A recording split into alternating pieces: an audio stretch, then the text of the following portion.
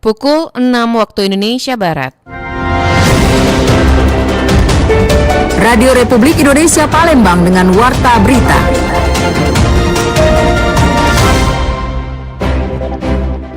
Betul. Saat ini kita secara mandiri telah memiliki 2 unit perangkat pendeteksi ketinggian air.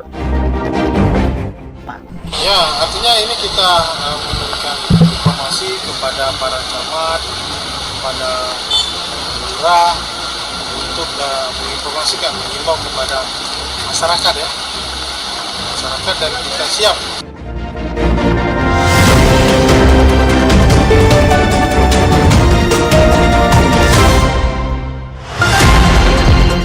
Selamat pagi, Anda mendengarkan Warta Berita RRI Palembang, Sari Berita, BPBD Oku dan BPBD Pagar Alam pastikan kesiapan dalam menghadapi bencana pasca penetapan status siaga.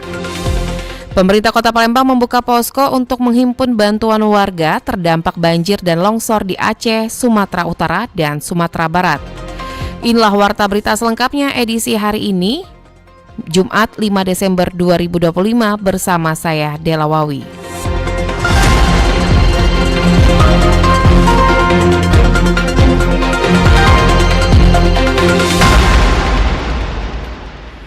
BPBD Oku dan BPBD Pagar Alam pastikan kesiapan dalam menghadapi bencana pasca penetapan status siaga. Badan Penanggulangan Bencana Daerah BPBD Kabupaten Ogan Komering Ulu, Oku mendukung penetapan status bencana siaga yang dilakukan BPBD Sumatera Selatan. Penetapan itu menyusul persiapan yang dilakukan BPBD Oku dalam menghadapi bencana hidrometeorologi. Kepala Pelaksana Kalaksa BPBD Oku Januar mengatakan, menyikapi dan mengantisipasi ancaman bencana, pemerintah Oku bersama BPBD telah melakukan berbagai persiapan. Menurut Januar, selain pemerintah telah membentuk tim satuan tugas Satgas bersama, pihaknya juga telah memasang alat pendeteksi dini banjir yang bernama Level God yang dapat diakses oleh masyarakat secara umum. Alat pendeteksi banjir itu dipasangkan pada 2 aliran sungai, yakni di Sungai Ogan dan Sungai Lengkayap. Menurut Januar, dengan keberadaan 2 alat itu, masyarakat dapat mengantisipasi dini jika aliran sungai mulai meninggi. Water level checks atau water gauge untuk mengukur deteksi ketinggian air yang berbasis sensor, berbasis teknologi, dan berbasis aplikasi, yang mana nanti belajar pengalaman yang lalu dengan adanya alat pemantau ketinggian air yang berbasis teknologi ini membuat kita semua masyarakat dapat mengetahui secara real time perkembangan progres ketinggian air jika sewaktu terjadi hujan lebat atau hujan yang di luar kewajaran atau luar kebiasaan.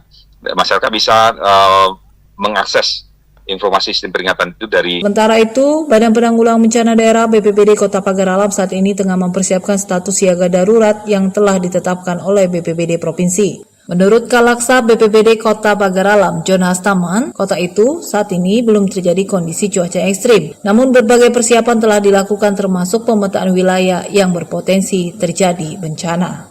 Kalau masalah banjir-banjir ini biasanya kita di pusat kota ini di dekat SMA 1. Nah, dia ini kalau hujannya sudah 1 hari atau lebih dari 4 jam, airnya sungai drainasenya itu tidak ampun. Ya, kalau untuk longsor ini biasanya kita longsor ini biasanya yang di pinggir-pinggir jalan itulah, di pinggir jalan di Lematang, di Indikat. Sebelumnya, Badan Penanggulangan Bencana Daerah BPBD Provinsi Sumatera Selatan menyampaikan bahwa 3 wilayah di provinsi ini telah resmi menetapkan status siaga darurat bencana hidrometeorologi. Ketiga daerah itu adalah Kabupaten Ogan Komering Ulu, Oku, Kota Pagar Alam, dan Kota Prabu Muli. RRI Palembang, Nova Ariana melaporkan terus mengudara untuk Indonesia. Sementara itu, Kepala Pelaksana BPBD Banyuasin Reza Agus Perdana menyampaikan bahwa kondisi Kabupaten Banyuasin hingga saat ini relatif aman dari potensi bencana besar. Meski demikian, kewaspadaan tetap diperlukan karena Desember merupakan puncak musim hujan berdasarkan data BMKG. Sementara intensitas hujan diperkirakan mulai menurun pada Januari dan Februari. Reza menjelaskan bahwa BPBD telah berkoordinasi dengan pemerintah, kecamatan, dan desa untuk meningkatkan kesiapsiagaan. Sosialisasi kepada masyarakat juga terus dilakukan agar warga memahami potensi ancaman banjir maupun angin puting beliung. Ia menyebutkan beberapa titik sempat mengalami angin puting beliung namun hanya menimbulkan kerusakan ringan. Ia menghimbau masyarakat untuk menjaga lingkungan sebagai langkah pencegahan banjir. Reza meminta warga tidak membuang sampah sembarangan serta membersihkan selokan, parit, dan saluran drainase secara bergotong royong agar air dapat mengalir dengan baik dan tidak menimbulkan genangan. Saya menghimbau kepada warga masyarakat terutama khususnya di Kabupaten Banyuasin terkait fenomena bencana hidrometeorologi baik banjir maupun angin puting beliung. Saya minta agar waspada untuk banjir. Saya harapkan warga masyarakat tidak membuang sampah sembarangan, membersihkan selokan baik parit dan saluran drainase bergotong royong sehingga meminimalkan terjadinya banjir. Terkait potensi angin puting beliung, Reza mengingatkan warga untuk memeriksa kondisi bangunan rumah dan memperbaiki bagian yang rawan kerusakan. Ia juga meminta masyarakat untuk memperhatikan kondisi pohon di sekitar rumah, memangkas atau menebang pohon yang sudah rapuh agar tidak menimbulkan bahaya saat angin kencang. BPBD Banyuasin juga meminta warga untuk rutin memperbarui informasi terkait cuaca dan peringatan dini. Reza menyarankan masyarakat memantau perkembangan melalui situs BMKG, website BPBD maupun media sosial resmi sebagai langkah antisipasi menghadapi cuaca ekstrim. Pendengar, berikut kita dengarkan ragam komentar masyarakat.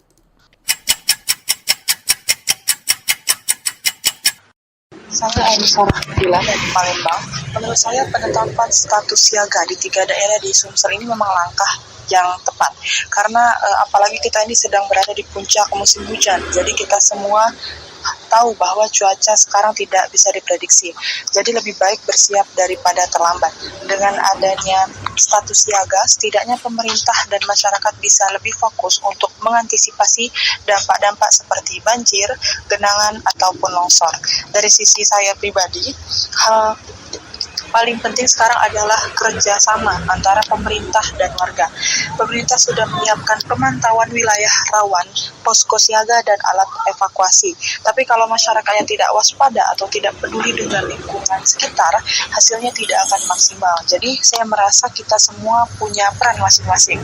Saya berharap masyarakat bisa lebih aktif melapor kalau ada tanda bahaya, menjaga kebersihan saluran air, dan mengikuti imbauan resmi dengan kesiapsiagaan bersama seperti ini. Menurut saya resiko bencana bisa ditekan dan kita bisa menghadapi puncak hujan dengan lebih aman.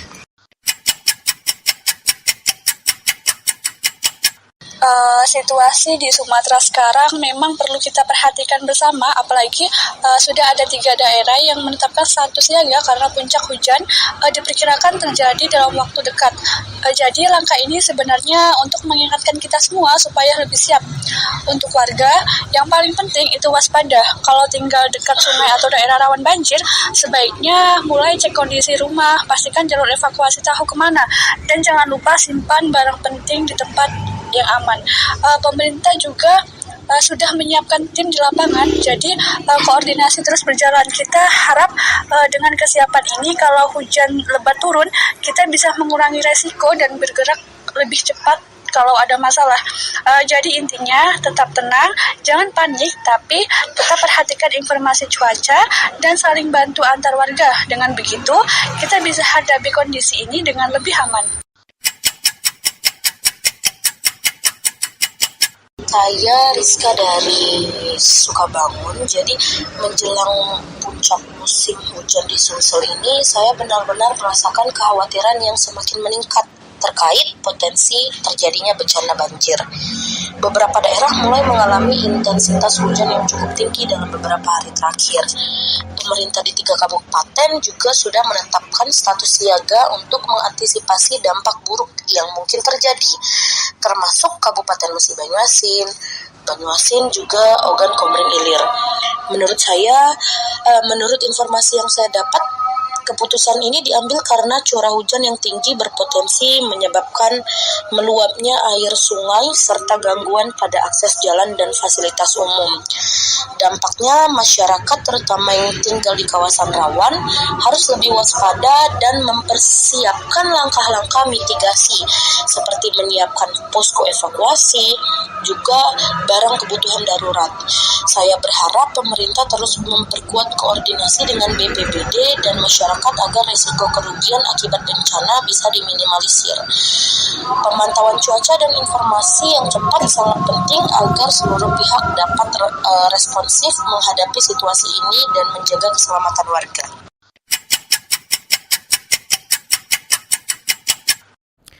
Untuk mengetahui bagaimana kondisi cuaca di Sumatera Selatan, khususnya di Kota Palembang, berikut wawancara Muhammad Irfan bersama Korbit Data dan Informasi Stasiun Klimatologi Sumatera Selatan, Nandang Pangawibowo.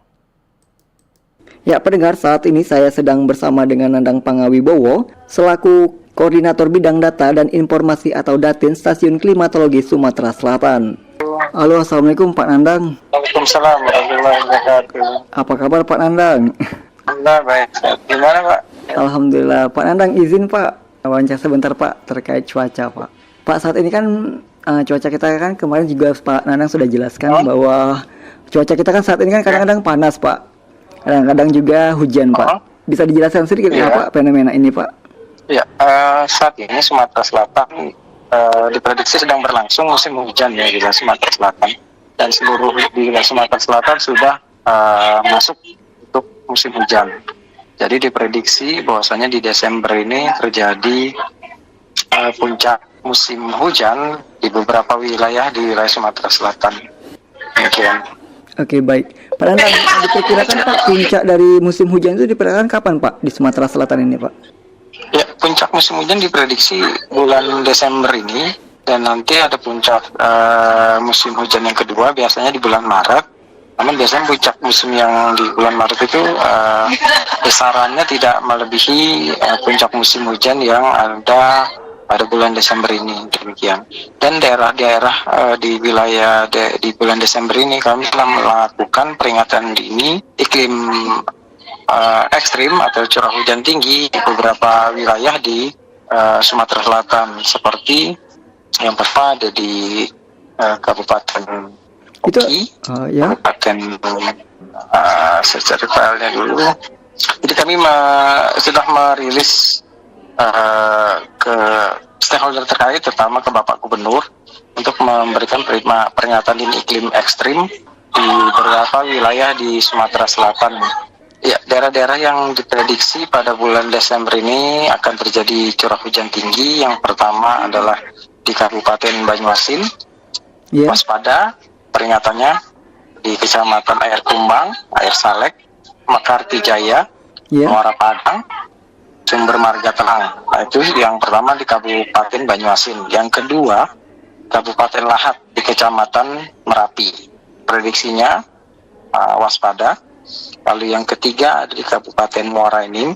Prediksinya waspada juga. Kecamatannya adalah Belida Barat, Kelekar, Lembak, Lubai, Muara Belida, Muara Enim, Rambang Sungai Rotan. Yang keempat di Kabupaten Pali dengan peringatan waspada curah hujan tinggi di Kecamatan Punukal Utara dan Talang Ubi. Yang kelima di Kabupaten Ogan Ilir dengan peringatan waspada juga di Kecamatan Tanjung Raja. Yang keenam di Kabupaten Oki, Kecamatan Mesuji dengan peringatan waspada. Yang ketujuh ada di Kabupaten Oku dengan peringatan waspada juga di Kecamatan Lengkiti, Muarajaya, Pangadonan, Peninjauan, Semidang Haji, Ulogan. Yang kedelapan juga terjadi di Kabupaten, diprediksi di Kabupaten Oku Timur dengan peringatan waspada curah hujan tinggi di Kecamatan Belitang, Belitang 2, Belitang 3, lalu Madang Raya, Buai Madang, Jayapura, Madang Suku, dan Madang Suku 2. Dan itulah kecamatan atau kabupaten kota yang diprediksi pada bulan Desember ini akan mendapatkan peringatan waspada curah hujan tinggi. daerah-daerah tersebut juga dapat meluas di daerah-daerah yang kami prediksi termasuk kota Palembang juga. Namun kota Palembang kami prediksi waktu November kemarin sudah terjadi curah hujan tinggi, namun tidak menutup kemungkinan di kota Palembang bisa terdampak akibat curah hujan tinggi yang terjadi pada saat bulan Desember ini. Demikian. Baik, Pak Nandang, apakah ini cuaca kita juga dipengaruhi oleh El Nino atau La Nina, Pak? Ya, saat ini sedang berlangsung di Laut Pasifik, kondisinya adalah La Nina lemah. Jadi La Nina lemah biasanya menambah curah hujan ke wilayah Asia. Namun demikian, biasanya yang terdampak itu dengan La Nina lemah adalah daerah-daerah Indonesia bagian tengah dan bagian timur. Untuk Indonesia bagian barat seperti Sumatera Selatan itu sedikit hanya terdampak. Namun demikian karena ada pusaran energi tekanan rendah yang itu adalah topan Koto dan topan kemarin Senyar yang ada di Selat Malaka, itu juga akan sedikit merubah peta masuk uap udara, sehingga yang kita rasakan saat ini masuk uap udara tertarik ke arah topan-topan tersebut. Dan yang kita rasakan memang kondisi suhu yang kita rasakan di siang hari ini cukup panas, namun demikian tiba-tiba nanti di malam hari akan terjadi potensi hujan lebat demikian. Baik, Pak Nandang, saat ini juga kan kita ketahui Pak, beberapa daerah di Sumatera Selatan itu kan mengalami bencana banjir, Pak. Sementara di daerah timur, khususnya di Papua dan itu kan mengalami fenomena kekeringan, Pak. Apakah fenomena tersebut juga akan terjadi di Sumatera Selatan, Pak? Ya, fenomena untuk di wilayah Sumatera ya, di Sumatera Selatan dengan daerah timur itu kondisi topografinya berbeda. Jadi dan kondisi pola iklimnya berbeda-beda. Cenderung di wilayah Sumatera Selatan ini memiliki pola kondisi iklim monsun dan iklim lokal. Dan iklim ekuatorial. Jadi kalau ekuatorial itu punya panjang musim yang terdiri dari musim hujan dan musim kemarau. Sedangkan kalau di wilayah timur itu ada yang memiliki iklim lokal di sana. Khususnya di daerah NTT dan sepanjang Maluku dan Irian itu memiliki daerah-daerah yang cukup sepanjang tahun kering atau sepanjang tahun basah demikian. Pak Nandang, terakhir Pak, apa sih Pak himbauan ataupun pesan Pak kepada masyarakat Pak untuk mengantisipasi Pak ataupun juga mewaspadai bencana hidrometeorologi ini seperti apa Pak? Ya, himbauan kami kepada masyarakat tetap waspada ya terhadap potensi curah hujan tinggi yang terjadi saat musim hujan berlangsung di daerah masing-masing, khususnya mewaspadai potensi kebencanaan di daerah masing-masing, khususnya daerah lereng bertebing, berbukit, dan yang berpotensi banjir tanah longsor yang ada di daerah-daerah Sumatera Selatan bagian barat dan bantaran sungai itu waspada terhadap potensi kebencanaan hidrometeorologi tersebut. Dan kami juga menghimbau kepada daerah-daerah yang berpotensi terjadi angin kencang dan petir, biasanya daerah-daerah bertopografi landai dan bisa memungkinkan potensi genangan air saat hujan lebat berlangsung seperti daerah-daerah di Kabupaten Banyuasin, Oki, Palembang, lalu Ogan Ilir dan sekitarnya itu bisa berpotensi genangan terjadi di daerah-daerah tersebut. Ditambah lagi terakumulasi bila debit air Sungai Musi itu dalam keadaan pasang dan terjadi hujan lebat itu akan memperparah terjadinya genangan yang ada di daerah tersebut demikian. Baik Pak Nandang, terima kasih Pak Nandang atas wawancara singkatnya dan juga edukasinya kepada pendengar RRI Pak Nandang. Selamat melanjutkan aktivitas kembali. Ya, sama-sama. Terima kasih. Waalaikumsalam warahmatullahi wabarakatuh. Ya, pendengar, itulah wawancara singkat saya bersama dengan Nandang Pangawibowo, Koordinator Bidang Data dan Informasi atau Datin Stasiun Klimatologi Sumatera Selatan. Dari Palembang, Sumatera Selatan, Muhammad Irfan, Pro 1 RRI terus mengudara untuk Indonesia. Anda masih bersama Warta Berita RRI Palembang.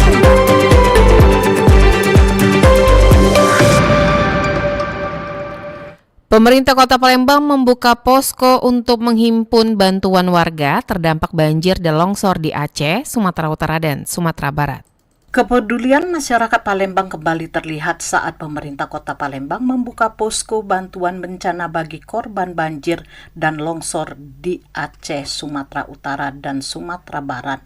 Posko yang dipusatkan di halaman kantor Dinas Sosial tersebut telah dibuka sejak tanggal 1 Desember tahun 2025 atas instruksi langsung Wali Kota Palembang. Selama 3 hari, penggalangan posko tersebut menjadi titik kumpul warga, komunitas, hingga pelaku usaha yang datang silih berganti menyalurkan bantuan. Dalam 2 hari pertama saja, tercatat telah terkumpul 2 ton beras, 210 dus mie instan, 180 kg gula pasir, serta berbagai kebutuhan dasar lainnya seperti popok bayi, perlengkapan harian, dan pangan siap saji. Kepala Dinas Sosial Kota Palembang M. Raymond Lauri mengatakan apresiasi atas tingginya partisipasi warga. Semua bantuan tersebut akan disalurkan untuk meringankan beban saudara kita di wilayah yang terdampak. Ya, artinya ini kita memberikan informasi kepada para camat, kepada lurah untuk menginformasikan, mengimbau kepada masyarakat ya, masyarakat, dan kita siap menerima bantuan dan akan kita salurkan atau distribusikan, dan kita laporkan kepada Pak Wali dan Pak Wakil. Secara teknisnya akan kita sampaikan dan akan kita distribusikan segera. Ya, insya Allah kita menggunakan jalur darat. Ya, kita hanya menerima dalam bentuk barang. Sementara itu, Koordinator Relawan Posko Bencana Siti Ramawati menjelaskan, pihaknya juga menyiapkan tim pemilah barang agar distribusi bantuan lebih tepat sasaran. Pihaknya memastikan setiap bantuan yang masuk dicatat, dipilah, dan dikemas sesuai kebutuhan lapangan. Selain kebutuhan pokok, masyarakat juga banyak menyumbangkan pakaian layak pakai dan perlengkapan bayi. Petugas posko menargetkan pendataan dan pengemasan selesai sebelum batas akhir pengumpulan sehingga pengiriman dapat segera dilakukan tanpa menunggu lama. Seluruh bantuan direncanakan diberangkatkan menuju wilayah terdampak pada akhir pekan melalui jalur darat dan udara, bekerja sama dengan pihak provinsi dan lembaga kemanusiaan. Pemerintah Kota Palembang berharap semangat gotong royong tersebut terus tumbuh dan mampu membantu meringankan duka masyarakat di daerah bencana. Lamsihar Siltonga melaporkan. Kenaikan signifikan harga sayur di Pasar Lemabang belum mempengaruhi pembelian. Sayuran yang dijual masih dicari pembeli, terutama ibu rumah tangga.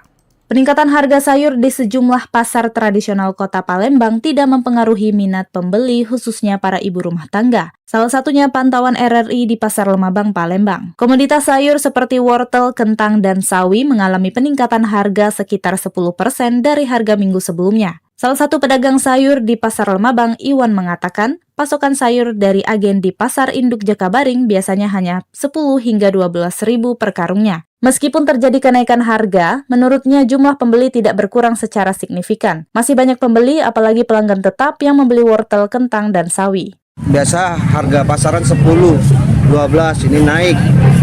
Karungan dia bisa mencapai 13-14 ribu. Iya, kalau sawi-sawian berkisar dia dalam 12 ribu, 14 ribu dalam per karung dari induk. Salah satu pembeli yang RRI temui, Fitri, mengeluhkan kenaikan harga sayur di Pasar Lemabang yang menjadi tujuan utama untuk membeli kebutuhan sembako. Fitri menambahkan ia tidak mempunyai pilihan karena sayur seperti wortel dan kentang merupakan kebutuhan untuk asupan keluarga sehingga tetap membeli sayuran tersebut. Ia berharap pemerintah dapat memberikan tindakan efektif untuk mengatasi kenaikan harga di Pasar Lemabang.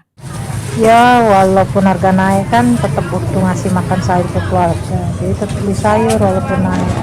Sudah langganan juga sama pedagang sayur di sini. Paham juga kan harga kadang naik, kadang turun. Sementara itu, situasi di Pasar Lemabang masih terpantau ramai di awal bulan Desember ini. Hal ini terlihat dari banyaknya jumlah kendaraan roda 2 yang parkir hingga meluas ke ruas jalan RE Marta Dinata. Meskipun sudah melewati pukul 7, Pasar Lemabang tetap dipadati oleh pengunjung, khususnya dari kalangan ibu rumah tangga yang menenteng banyak tas belanja berisi sayuran dan bahan segar. Anda masih bersama Warta Berita RRI Palembang.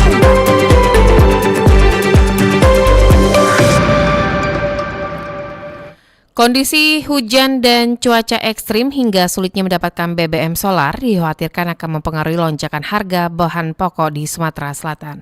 Dampak hujan dengan intensitas tinggi yang melanda Sumatera Selatan dikhawatirkan akan mengancam produksi sejumlah bahan pokok seperti beras maupun cabai. Meski dipastikan kondisi beras dalam kondisi aman, untuk komoditi cabai dikhawatirkan akan mengalami peningkatan.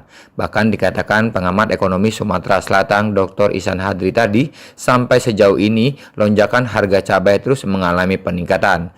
Menjelang Natal dan Tahun Baru dikhawatirkan hal ini akan menjadi pemicu melambungnya harga kebutuhan bahan pokok tersebut. Dirinya berharap agar masyarakat juga tidak melakukan panic buying atau pembelian dengan jumlah besar hingga mendongkrak naiknya harga tersebut. Ya, kita memang melihat bahwa situasi di Sumatera Selatan ya, hampir setiap hari itu hujan ya. Bahkan kalau saya lihat perkiraan cuaca ya, itu malah hujan badai, hujan deras ya, yang hampir setiap hari mengguyur. Tentu ini berpengaruh terhadap hasil panen yang dihasilkan oleh petani kita untuk produksi barang-barang pokok seperti cabai, kemudian tomat dan lain-lain. Ya, Selain karena faktor cuaca yang mempengaruhi kenaikan bahan pokok tersebut, Dr. Ihsan Hadri tadi juga menyoroti sulitnya sopir untuk mendapatkan bahan bakar jenis solar maupun biosolar pasca kebijakan Gubernur Sumatera Selatan Herman Deru yang menutup 4 SPBU untuk tidak menjual solar maupun biosolar di tengah kota hingga mengalihkannya ke pinggir kota. Bahkan sebagian SPBU tersebut dibatasi untuk penjualan solar maupun biosolar. Hal ini dikhawatirkan akan memicu naiknya kebutuhan bahan pokok atau material di kota Palembang khususnya. Dari Palembang, Sumatera Selatan, Aditya melaporkan. Perubahan pola belanja masyarakat dari toko offline ke platform online mulai dirasakan pelaku usaha di Palembang. Perilaku belanja online masyarakat yang akhir-akhir ini meningkat mempengaruhi sepinya pasar penjualan hijab di toko offline. Pergeseran perilaku konsumen yang lebih memilih membeli secara cepat dan praktis melalui toko online menjadi tantangan tersendiri bagi penjual hijab yang masih mengandalkan sistem penjualan tatap muka. Salah satu pelaku usaha yang merasakan dampak tersebut adalah pengelola toko hijab di Gedung Lama Ramayana Palembang, Rara. Ia mengakui penjualan online menyebabkan banyak pelanggannya beralih sehingga penjualan di tokonya tidak lagi setinggi sebelumnya. Di tengah gempuran penjualan online, sebagian pelaku usaha tetap mempertahankan penjualan offline karena dinilai memberikan pengalaman berbeda bagi pelanggan. Mereka yang datang langsung ke toko umumnya merasa lebih puas karena dapat melihat, memegang, dan memastikan kualitas bahan hijab sebelum membeli. Lebih enak di mereka buat beli ke pasar, langsung lihat stoknya atau lihat perbandingan warnanya, mungkin di situ sih. Tebal sih sebenarnya, dari yang anak remaja sampai yang orang tua pun ada sih yang beli. Oh, yang beli langsung gantung sih, masih agak tidak terlalu stabil tapi lumayan. Dari stok dari Jakarta, Bandung sama di Palembang sendiri sih, kalau pengen cepet-cepet dapat barangnya, misalnya kurang dari sana kita dapat sebagian nih, orangnya mau lebih, jadi ya kalau mau cepet-cepet mau ambilnya di Palembang. Kalau misalnya langsung pesan dari Jakarta kan kita nelpon dulu, susah. Rara menambahkan, meski persaingan penjualan dengan e-commerce semakin ketat, minat masyarakat untuk berbelanja langsung ke toko masih dapat bertahan, terutama bagi konsumen yang mengutamakan kualitas dan kenyamanan memilih produk secara langsung. Seperti yang diketahui, pergeseran perilaku belanja offline ke online diprediksi akan terus berlanjut. Pelaku usaha juga dituntut untuk menyesuaikan strategi agar mampu bersaing dan tetap bertahan di tengah perubahan tren belanja masyarakat. Alvina Damayanti melaporkan. Pendengar, tim Cek Fakta RRI Palembang mengungkapkan sejumlah temuan hoaks yang beredar di media sosial dalam satu pekan. Hasil penelusuran redaksi terkait kabar bohong tersebut kami sajikan dalam Cek Fakta berikut ini. Saya mengajak kepada kita semuanya untuk berani dan melawan yang namanya hoax. Jangan takut, jangan ragu. You have to speak up. Kalau jelas-jelas ini informasinya nonsens, nggak masuk. Itu hoax. Kalau pemerintah sudah bilang versi pemerintah itu hoax, ya dia hoax. Cek fakta. Cek fakta. Cek fakta. Cek fakta.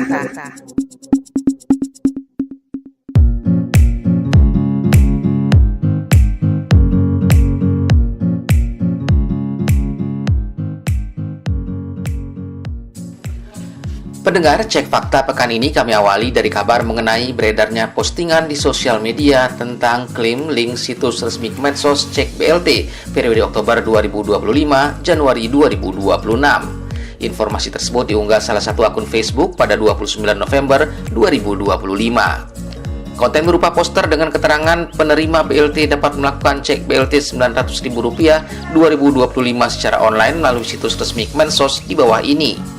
Dalam unggahan tersebut terdapat menu daftar. Jika diklik akan muncul tautan yang mengarah pada halaman situs yang menampilkan formulir digital yang meminta sejumlah identitas seperti nama lengkap, provinsi, nomor telegram, dan jenis kelamin. Lalu benarkah klaim link situs resmi Kemensos Cek BLT periode Oktober 2025 Januari 2026 tersebut? Untuk mengetahui apakah Anda termasuk penerima BLT Kesra 2025, Kemensos telah menyediakan 2 kanal resmi yang mudah diakses secara online. Penting untuk selalu menggunakan kanal resmi ini guna menghindari informasi palsu dan penipuan.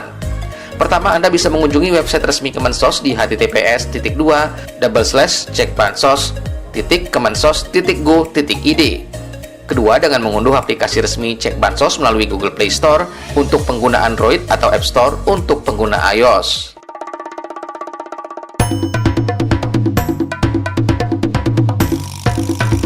Cek fakta.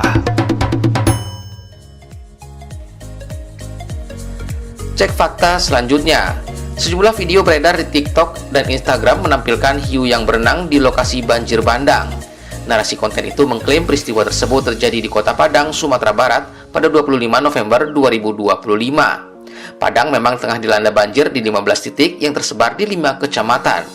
Lalu benarkah hiu itu masuk ke pemukiman warga melalui genangan banjir? Tim Cek Fakta memverifikasi video tersebut melalui pengamatan visual dan alat deteksi. Hasilnya, tayangan hiu di kawasan banjir itu terbukti produk akal imitasi. Video pertama memperlihatkan seorang reporter yang melaporkan kemunculan seekor hiu di area banjir. Namun visual hiu yang berenang di belakangnya tampak anomali di bagian mata yang timbul tenggelam.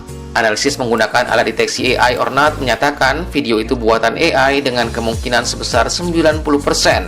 Demikian juga alat deteksi Hive Moderation yang menyatakan 99,9% video itu mengandung elemen AI.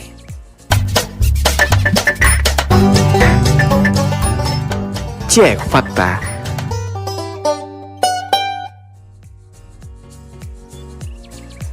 Beragam kontroversi yang timbul dari program makan bergizi gratis memancing polemik dan diskusi publik. Narasi yang sempat naik ke permukaan adalah usulan untuk mengubah skema MBG menjadi bantuan tunai yang diberikan kepada orang tua murid. Narasi itu kemudian tersebar dan menjadi bahan diskusi di media sosial. Beredar sebuah potongan video yang menunjukkan Menteri Sekretaris Negara Prasetyo Hadi dengan narasi pernyataan pemerintah soal perubahan skema MBG menjadi bantuan langsung tunai. Berdasarkan penelusuran tim Cek Fakta, tidak ditemukan bukti bahwa pemerintah akan mengganti program MBG menjadi uang tunai. Potongan video yang beredar di media sosial menempelkan klaim yang tidak sesuai dengan konteks asli. Pihak PGN yang menjadi penanggung jawab program MBG bahkan telah menegaskan kalau tidak ada rencana untuk mengganti program MBG menjadi bantuan tunai. Skema makan langsung di sekolah tetap dipertahankan. Dengan demikian, klaim bahwa MBG akan diganti menjadi uang tunai adalah salah dan menyesatkan.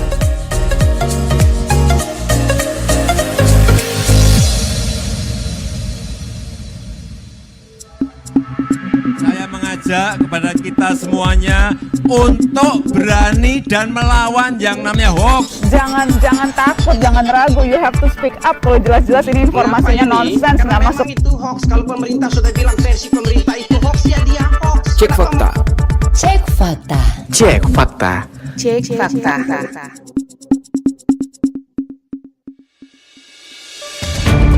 Sekian warta berita produksi Radio Republik Indonesia Palembang. Sebelum berpisah kami sampaikan kembali pokok-pokok berita. BPBD Oku dan BPBD Pagaralam pastikan kesiapan dalam menghadapi bencana pasca penetapan status siaga. Pemerintah Kota Palembang membuka posko untuk menghimpun bantuan warga terdampak banjir dan longsor di Aceh, Sumatera Utara, dan Sumatera Barat. Informasi lainnya dapat Anda akses melalui website kami di rri.co.id. Mewakili kerabat kerja yang bertugas, saya Dela Wawi undur diri dan sampai jumpa. Demikian Warta Berita Radio Republik Indonesia Palembang.